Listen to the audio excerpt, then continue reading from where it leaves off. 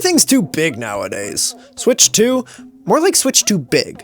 Does that look portable to you? How am I, as a normal human man with perfectly normal-sized human hands, supposed to play this?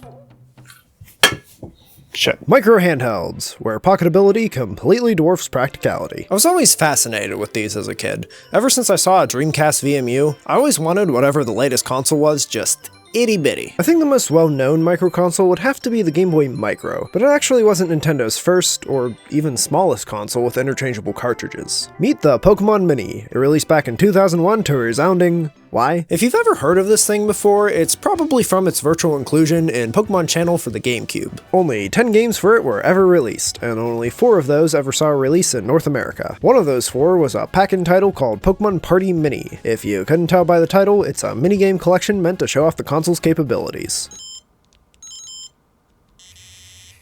Well, I guess I don't need this anymore. 9 minigames, one of which is the options menu and the other a clock, so cross those 2 out.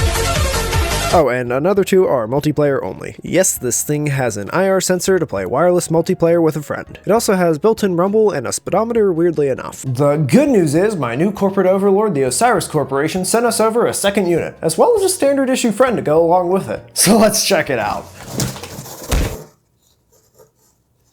Where's the second unit? Pikachu's Rocket Start. Press the A button as fast as you can once the starting shot rumbles. Slowking Judge. Hit A or B to call if a ball is in or out. Chansey's Dribble. Keep kicking a ball in front of you as consistently as you can to make the best time to the finish line. Blossom's Dance. Use the D-pad to match the direction of the other dancing blossoms. At Hitmonchan Boxing. Shake the console like it owes you money to get as many hits in as possible. None of these are really anything special on their own, but whenever you put them in such a small and charming package, they make for a really interesting conversation piece. I mean, so is a colonoscopy, so guess who's got rectal cancer? About 4 years later, in 2005, Nintendo would release another console, meant to miniaturize and extend the life of the Game Boy line. The Game Boy Micro. Retailing for about $100, it runs Game Boy Advance games and functions as a makeshift Jenga block.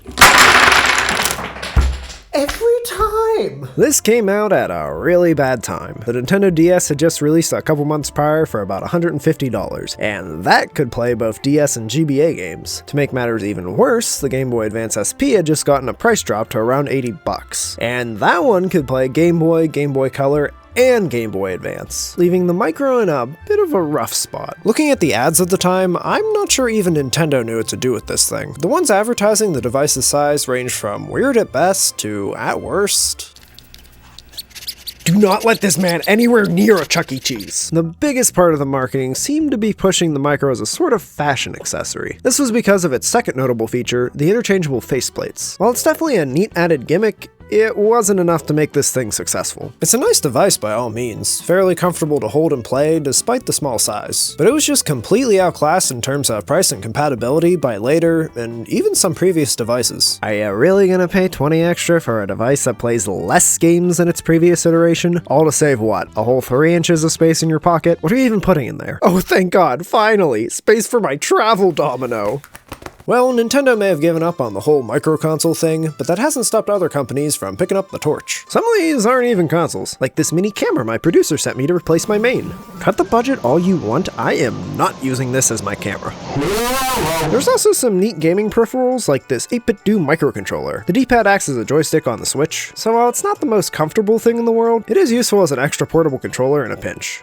Wait, I can feel something stuck in between the buttons. Is that...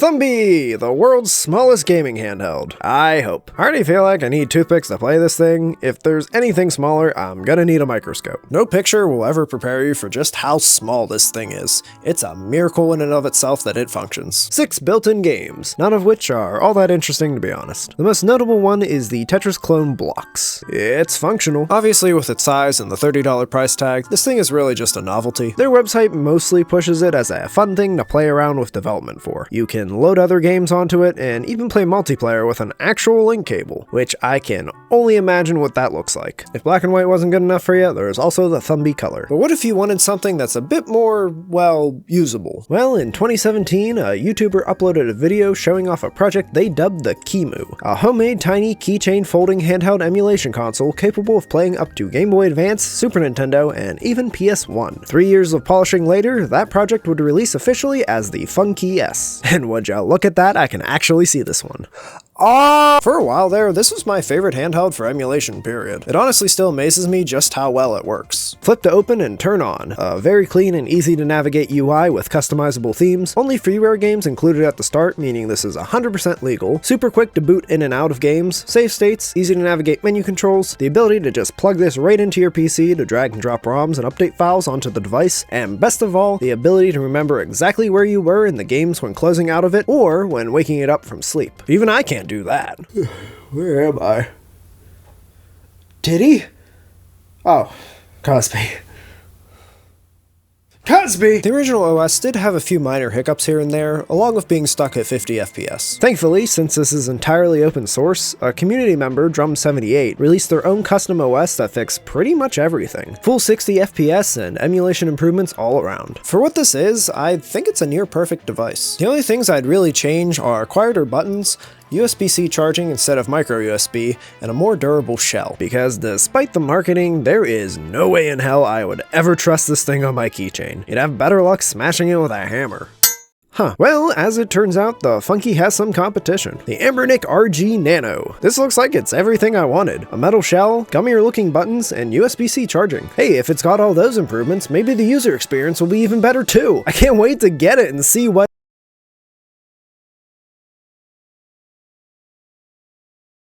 So this is a FunKey. And I don't mean that in a, oh, it's a similar concept but a different device sort of way. It is literally a repackaged FunKey S. Exact same hardware specs, literally running FunKey OS just with the Anbernic logo slapped on top. They don't mention this anywhere in their store description, nor do they show the OS in any of the screenshots, so there's not really any way to know before buying when looking at their store page alone. In fairness, I don't think they technically have to. The FunKey is completely open source, so this is perfectly legal, albeit a bit immoral. Not that I think they'd care anyways, as this thing comes loaded to the brim with pirated ROMs. And remember, kids, a good pirate never steals.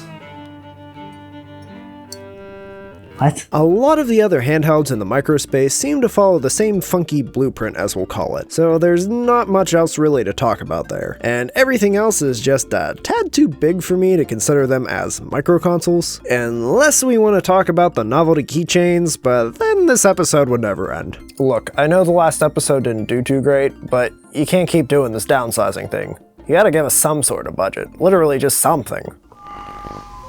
You already sent something over? Great. What is it? Huh?